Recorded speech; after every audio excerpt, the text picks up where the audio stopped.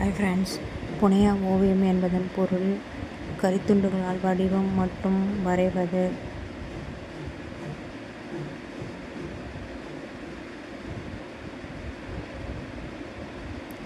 கிருஷ்ணகிரி கோத்தகிரியில் காணப்படும் கிரி எனும் சொல் கீழ்கண்டவற்றுள் எதை குறிக்கிறது?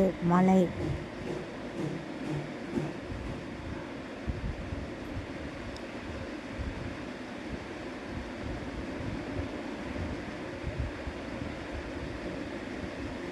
நாடக இயல் என்னும் நூல் இயற்றியவர் யார்? பரிதிமாற் கலைஞர்.